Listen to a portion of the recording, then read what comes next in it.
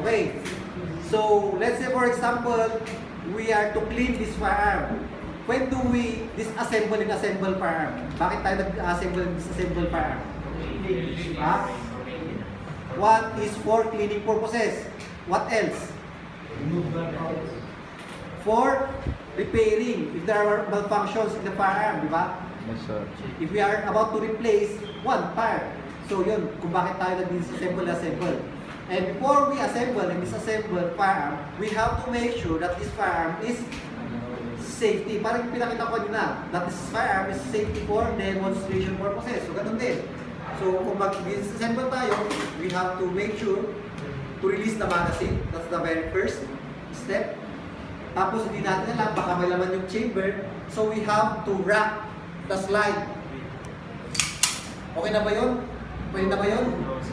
Hindi rin. Kasi kung minsan, lalo na pagka-refill yung bala, medyo oversized na yun yung cartridge. Kaya pagka-oversized, medyo mahirap nilain yung extractor. Kaya, to be safe, inside. Yan. Tapos, point to a safe direction, pwede kalapin ninyo trigger. Aside from that, just to make sure, make sure, ayan. So, pwede natin ikasa, ayan, and show clear. So, we may check the magazine, baka may naiwang cartridge dyan. Wala. So, check rin natin, silipin din natin yung chamber. Ayan, wala. Pagka naman gabi, medyo madilim, di natin masilip, pwede natin i-insert yung little finger natin. So, yan, wala. Tapos, insert it from the chamber to the chamber, yan. Pakiramdaman natin, wala rin. Diba? So, this firearm is ready for disassembly. Yan. So, pwede na tayo mag-disassemble. Now, we have two ways in disassembling a caliber 45 pistol. Meron dalawa. Ang ituturo ko lang sa inyo is yung mas mabilis.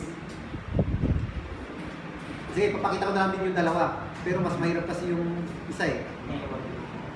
Yan. Always pag mag-disassemble tayo, dapat hindi siya hindi nakakasa. Okay? So, yung madaling step, ito yung una. First is we have to pull the slide backward. Slightly lang, not full. Slightly. Yan.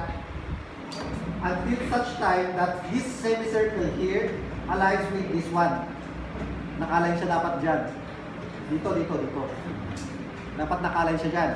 So, slide ko pa. Yan, nakalign na. Hindi yung rectangular shape, dapat yung semicircle. Nakalign dito. Bakit? Kasi andyan yung pin release niya. Ngayon, pag naka-align, dito sa kabilang side niya, meron tayong parang nunal dito, di ba? Parang button. I-push lang natin to. Yan. So, pag meron tayong pinupush, pumapasok, pero lalabas naman sa kabila. So, medyo lumabas to, di ba? Hilahin lang natin to. Yan. So, ito lang yung umawak dyan. Sa slide. Connecting the slide and the frame. So, pag release natin yan, ito lang itsura. Pwede nating tulungan yung slide forward. Pero, ito kasi medyo matigas pa yung spring. Hindi ko talaga maiwasan. Kaya kailangan natin i-assist. Bantayan natin yung spring dito. Kasi pagka di natin nabantayan, tatalon yan. Parang slingshot. Yung pansin ngayon, may matatamaan, medyo masakit rin yan. Kaya kailangan natin bantayan. Yan. So habang hinihila natin yung slide, sinusuportahan natin yung spring dito. Yan, di ba? So nakaiwalay na yung frame. Yung frame, hala. Ganito yung itsura ng slide. Now, tingnan nyo o yan yung problema. Pagka hindi natin binantayan yung spring, tatalon yan. Tatalon to. Pwede tumama sa iba. Okay? So, next step is pwede natin hilahin from the inside na recoil guide ito na pwedeng palitan ng iba ng stabilizer and the spring. After that, sunod is ito. Ito, di ba? So, i-twist lang natin siya dyan. Pag na-twist natin, pwede na natin hilahin ito. Yan. So, na-release na. Tapos, para matanggal natin ito, twist natin pabaliktad sa opposite side, saka natin hilahin. O yan, di ba? Now, the barrel, ladies and gentlemen, cannot be extracted from the inside. So dito lang siya sa may muzzle portion, pwedeng tanggalin. Dito lang. Yun lang.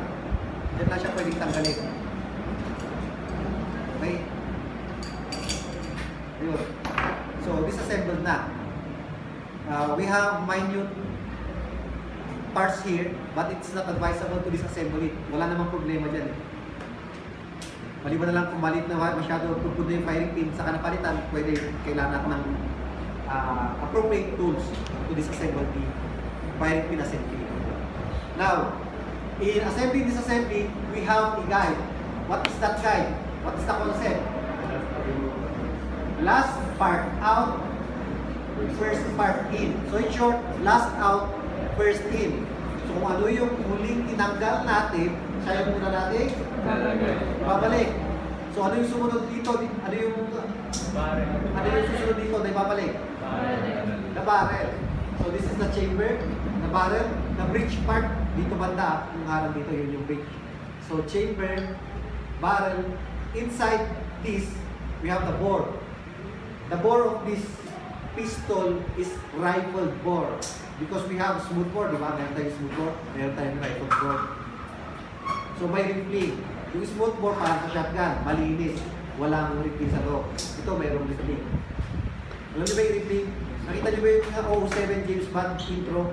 Yung parang bilog na mayroong lance and loop, spiral. Yun ang riffling na sinasabi. Dito kasi hindi masyadong obvious. Kailangan nyo lapitan, nakakapasa ko, maubos yung oras nyo. Okay, so pasok natin yan. Now, after our barrel, ano sunod? Diba ito? Yan, so babalik natin.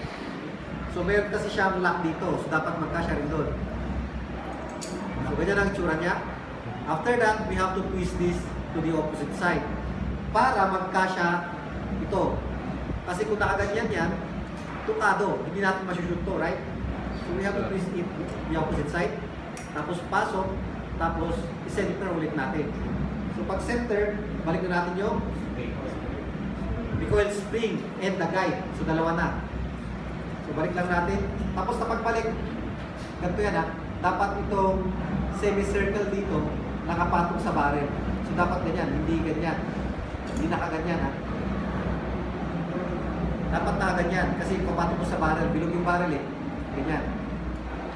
So we have to pull this and at the same time push downward assisted by our fingers. So ganyan dapat ang grip. Yan. Para hindi tatalon backwards yung slide. Ay yung slide yung recoil spring and the guide. Tapos saka natin ilahin ito pataas. Ito. So this one is the one connecting the barrel to the slide and the frame. Bakit? Kasi yan dito pinapasok to. Diba? And at the same time, dito siya sa frame, unang papasok. Unang papasok sa frame, tapos saka siya makukonek dito. Ganyan ang itsura niya. Okay, so dapat naka-align yan. So dapat nakataas din. So papasok na natin ha. So ganito lang. As your fingers being touched by this, slowly release your fingers. So ganyan, nasagin na niya. O release ko na. Nasagin na naman niya yung isang finger ko, release ko na rin yun. Ganun lang. Ganun. Ngayon, all we have to do now is to wait until the circle in the inside aligns with the circle in the frame. Diba? So slide lang natin backwards. Slide lang natin backwards. Ay, sumubra. Dapat naka-align kasi. So pagka sumubra, pwede natin ulit-ulitin hanggang mag-align. Yun. Medyo nag-align na. So pag nag-align na, yung circle dito sa frame with the circle inside holding the barrel, pwede natin i-insert dito. Yan, di ba? So paano nyo nalalaman? Paano nyo malalaman kung tama yung pag-insert nyo? Pag hinila nyo yung slide, kumakasa siya. So tama yung pag-insert nyo. Ngayon, pagka na-insert nyo itong lock niya, na hindi siya nakakasa backwards, means to say, hindi napasok nyo siya, pero hindi nakuha yung circle sa loob.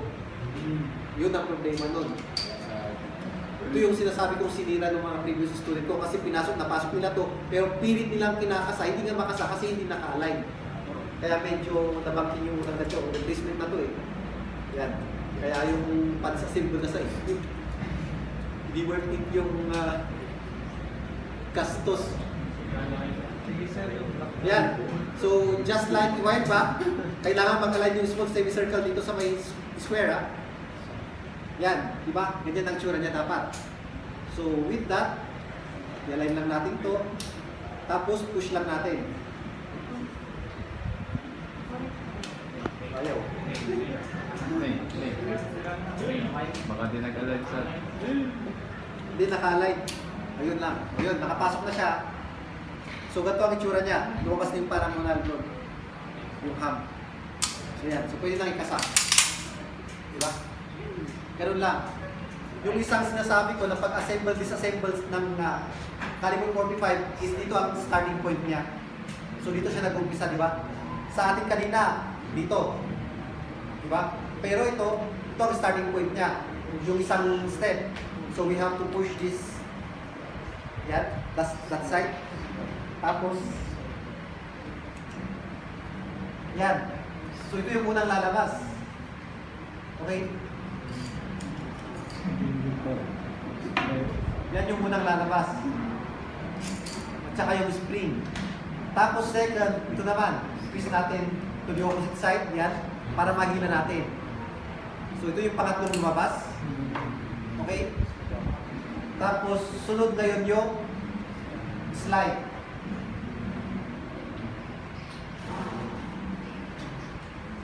Ay, di pala. Sunod na yun to. Diba? Nalay pa rin natin sa doon. Ayaw na.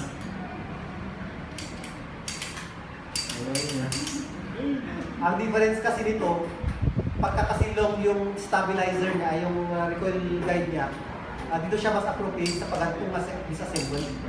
Yung sa akin kasi, mic clip, kaya hindi siya compatible. Mali yung ganung disassembly.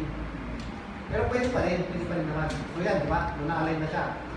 Na-align na siya, push ko lang yun. Ayun. Hilahin ko lang to. Tapos, disassemble na rin siya. Ganun lang. So, ang mahiwan na lang dito, the recoil guide and the barrel with the slide. Yan, di ba? So, ganun lang. Ngayon, kung i-assemble natin, last out, first in lang din. So, same. Barrel. Tapos, recoil guide. Tapos, slide to frame.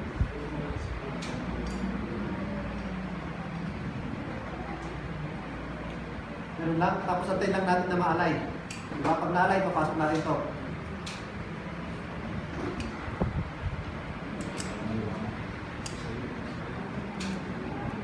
Yun.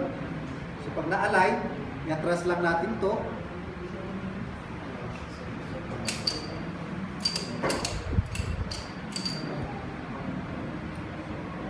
Hanggang sa mag-align yung semicircle dito sa may square. Yan. So, nag-align, saka natin ibalik. Ito lang pa.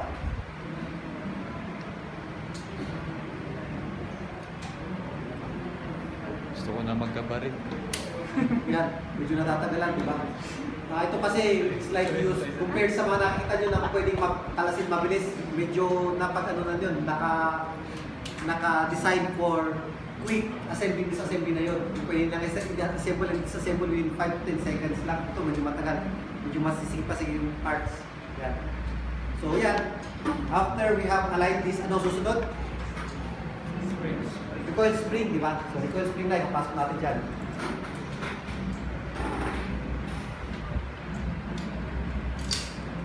Yan. Hindi pala recoil spring, sorry. Meron pala tayo dito. Ito ha. Yan. Tapos recoil spring. Tapos this one. Ngayon, ang huli, kailangan nyo rin pantayin ito ha, kasi pagka na-release nyo yan, tatalon yan. Tatalon ko. Diba? So ang huli, kailangan natin itong i-push konti tapos ibalik natin sa sentro. So yun na. So that's the second way of disassembling this. In this type of firearm, mas mabilis yung unang pinakita ko. Pero pagka yung caliber 45 niya is mahaba yung recoil guide, recoil spring guide, ang mas maganda naman sa kanya is yung second option. Yun. Ito kasi may click kasi yung recoil spring guide ko, di ba? Lang. Kaya mas nahihirapan na ako dito. Ang mas mabilis is yung first na pinakita ko. So this is how we assemble, disassemble Glock. Caliber 45 1911 pistol. Yeah. Now let's move on with the assembly